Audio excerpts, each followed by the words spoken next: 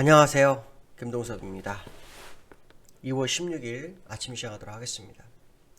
오늘 새벽에 끝난 미국 시장은 급등 마감하는 모습이었죠. 어저께 국내장이 끝나고 난 다음에 갑작스럽게 민선물이 급등을 하는 모습이 있었어요. 그래서 뭐지? 하고 뉴스를 많이 찾아봤었는데 큰 뉴스가 없었어요. 그래서 예측하기를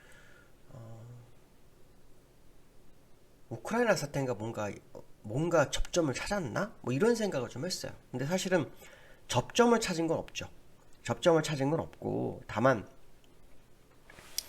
올라프 슐츠라는 독일 총리가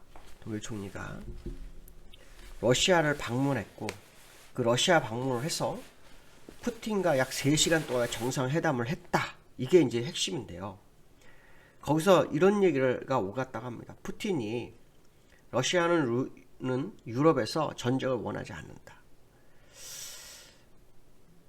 여러 이슈에 대해서 대화를 지속할 준비가 되어 있다. 뭐 이런 식의 언급을 좀 했다고 합니다. 아주 중요한 순간은 이 내용이 어떻게 보면은 우리가 알고 있는 것처럼 러시아가 우크라이나를 침공하는 날은 16일을 디데이로 보고 있어요. 그러니까 하루 전에 마지막으로 독일 총리가 이제 방문을 한 것 같죠. 그러면서 하루 전에 이런 얘기가 나오니까 일단 러시아는 전쟁보다는 뭔가 뭐 이런 상황이 진행되는가? 이런 식으로 해석을 한 것 같아요. 그리고 실제로 이런 얘기 하기 전에 그러니까 우크라이나 국경 인근에서 일부 배치됐던 병력이 철수했다고 합니다. 그러니까 이제 시장에서는 굉장히 좋게 보는 그런 상황이 됐죠. 근데 이제 실제로 이거에 대해서 진위를 의심하는 투자가들도 굉장히 좀 많은 그런 상황이고요. 러시아는 이런 얘기를 했답니다. 우크라이나가 북대서양조약기구 나토죠. 가입 문제에 대해서 외교적 협상으로 해결을 원한다. 우크라이나가 가입하든 말든 그게 무슨 상황 아닙니까? 러시아가 아무 상관이 없죠. 그러면 가입 안 하면 언제든지 이 불씨는 살아있는 거죠. 가입을 하면 대치할 수 있는 상황이 되기 때문에 아마 건들지는 못하겠죠. 결론적으로 말하면 해결책이 아직 없는 거예요. 그런데 우리가 생각했던 16일 날 D-Day라고 예상했던 그 시점이 앞에서 뭔가 변화가 일어나니까 시장에서는 주가를 끌어올린 거죠. 그러니까 심리가 개선됐다? 전쟁 공포 완화에 대해 심리 개선했다? 뭐 이런 식으로 좀 반등을 생각하는 게 맞죠. 아직은 러시아 문제가 해결된 것은 아닙니다. 다행히 유가도 좀 내려오고, 그래서 인플레이션에 대한 영향력이 좀 떨어지고 뭐 이런 생각을 할 수 있는 부분이 생겼죠. 어쨌든 지금 시장에서 큰 화두는 두 가지죠. 우크라이나에 대한 문제, 그 다음에 인플레이션에 대한 문제, 이 두 가지 문제가 시장의 가장 큰 화두인데, 일단 러시아 문제가 16일을 기점으로 뭔가 문제가 생길 거로 예상을 했는데, 일단 그게 좀 딜레이 된 상황일 거다. 그리고 먼저 해결의 실마리 가능성은 충분히 열려있다. 뭐 이런 식으로 해석해 볼 수 있는 것 같고요. 두 번째로는 미국 인플레이션이 또 고공행진을 하고 있어요. 이제 두 번째 이슈는 인플레이션에 포인트가 맞춰야 되겠죠. 2월 10일 날 발표된 소비자 물가 지수가 7.5가 나오면서 시장이 굉장히 불안해지기 시작했어요. 그러고 난 다음에 1월 생산자 물가 지수가 발표됐는데요. 전월 대비 1%가 상승을 했어요. 근데 시장 예상치가 0.5% 상승이었어요. 그러니까 지금 계속 그 인플레이션 지표들이 계속 고공행진을 하기 시작한 거예요.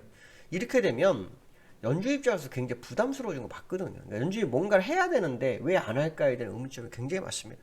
자신감을 표현하고 하기는 어려워요. 왜냐하면 시장 일각에서는 금리 인상으로 인플레이션을 잡지 못할 수 있다라는 의견이 상당히 많아요. 상당히 많다. 그 얘기 무슨 말이냐면 지금 현재 상황으로 보면 대응이 어려울 수 있다. 그러면 결국 대응이 어려운 거 그냥 천천히 가지 하기는 어렵죠. 더 커져버리면 경제가 폭망하니까요. 그럼 결국 대응이 안 될지언정 인플레이션을 잡기 위한 노력은 빨리 보여줘야 되는 거죠. 그렇기 때문에 사실은 금리 인상에 대한 시그널이 떨어져야 되는 거거든요. 근데 사실 금리 인상은 3월 시그널은 나왔어요. 100%예요. 0.5%냐, 0.25냐, 이 얘기일 뿐이죠. 근데 이제 제가 보는 관점으로는 굳이 한 달을 더 시간을 끌어서 뭐 할 거냐 이렇게 묻고 싶은 거예요. 왜? 유가도 93불대예요. 96불까지 갔었어요. 그러면 일단 이 상황에서 100불이 코앞인 상황에서 소비자 물가가 더 높아지게 되면 연준은 오히려 시장의 신뢰만 떨어지게 돼 있다. 이렇게 해석을 할 수 있는 거죠. 결론적으로 말하면 연준이 시장 대응에 실패를 일부 한 상태고요. 이거를 빨리 회복하는 상황이 돼서 신뢰를 회복하는 그런 문제가 좀 있어야 되지 않겠냐라는 부분이 아주 중요할 것 같다. 이렇게 말씀드리고 싶고요. 다우는 1.2%, 나스닥 2.5% 올랐네요. 예. 사실은 기술적으로 굉장히 어려운 자리였어요. 제가 어저께 어제 저녁 때였죠. 저녁 때 지수를 보면서 그러니까 마감 시장에서는 우리 회원들한테 그 얘기했어요. 미국 차트가 오르기 굉장히 어려운 차트다. 기술적으로 좀 굉장히 힘들 자리에 와 있다. 그 얘기를 했어요. 그러고 난 다음에 저녁 때 미국이 너무 오르길래 쭉 시장 뉴스를 검토하다 이런 얘기를 써줬어요. 우크라이나 사태에 어떤 접점을 찾았나? 뭐 이런 부분 아니라면 어떤 그러니까 뉴스에 의한 반등이 아니라면 사실 여기는 어렵다. 이 얘기를 했었거든요.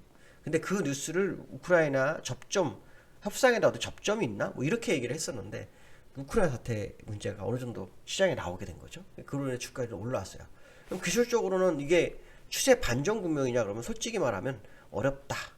좀 더 지켜보라 라고 얘기하고 싶고요. 나스닥도 역시 똑같은 차트예요. 나스닥도 역시 마찬가지고요. 조금 더 지켜보는 게 맞습니다. 기술적으로 만만치 않은 자리에 있는 상태에서 뉴스 아니면은 불가능한 차트가 올라왔거든요. 이 불가능이 되면 또 갈 수 있을 거 아니야 이런 생각도 하겠지만 아까 말씀대로 이제는 인플레이션, 이제는 금리 인상 이쪽으로 방향이 틀리는 거죠. 왜냐하면 이제 한 달 앞으로 다가왔어요. FOMC가. 그러면 이제 시장은 상승의 이유가 없어서 흔들렸지만 우크라이나에서 올라왔잖아요. 그 상태에서 이제 우크라이나가 어느 정도 진행이 된다면 이제는 인플레이션에 대한 우려가 또 시장을 장악할 수 있는 부분이 있지 않느냐 뭐 이런 생각도 해봐야 되겠다 이렇게 말씀드릴 수 있을 것 같습니다. 자, 두 번째 이슈로는요, 금값이 8개월 만에 최고치가 됐어요. 그 이유가 뭘까요? 두 가지 이유입니다. 하나는 뭐냐면 우크라이나 사태, 안전자산 선호가 이루어진 거죠.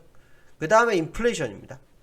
근데 사실은요, 인플레이션이 이 정도까지 오르면 금값은 폭등을 해도 상관도 없는 거예요. 그러니까 저는 사실 지금 금값이 안 가는 이유를 잘 모르겠어요. 금값이 사실은 지금 비트코인에서 더 화랑을 타야 된다고 보는데 금값이 안 가고 있어요. 분명히 이거는 누군가 시간을 기다린다는 해석을 하고 있거든요. 그래서 금이 기회가 오지 않겠냐라는 판단을 하고 있고요. 우크라이나 사태로 인해서 일단 뭐 안전자산이 좀 선호가 됐지만 실질적으로는 아직 반영이 덜 된 거라고 판단하고 있습니다. 그래서 투자처로서 각광을 받을 만한 시점이 점점 다가오는 거 아닐까라는 생각을 해보고 있고요. 금이 그렇잖아도 지금 인플레이션에도 이 각광을 못 받고 있는데 금이 각광을 받기 시작하면 어떻게 될까요? 위험자산은 굉장히 어려울 수 있죠. 그러니까 주식은 좀 피해야 된다는 것도 생각할 수 있다. 이렇게 말씀드릴 수 있고요.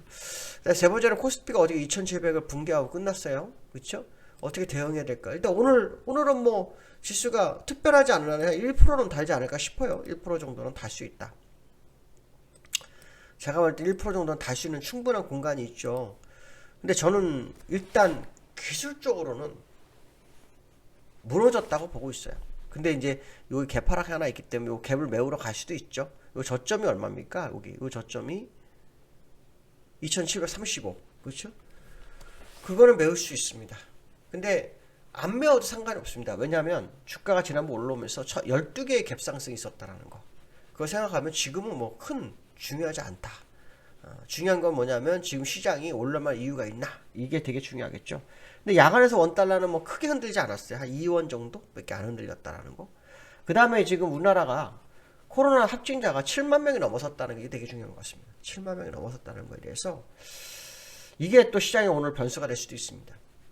말이 7만 명이죠. 이달 말에 16만 명 얘기가 나온 적이 있었거든요. 정윤경 그 질본 총장이 그 얘기를 했었던 것 같은데 상당히 좀 부담스러운 상황이 되고 있다. 이런 것 정도는 생각해봐야 되겠다. 이렇게 말씀드릴 수 있을 것 같습니다. 오늘 여기까지 하겠습니다. 감사합니다.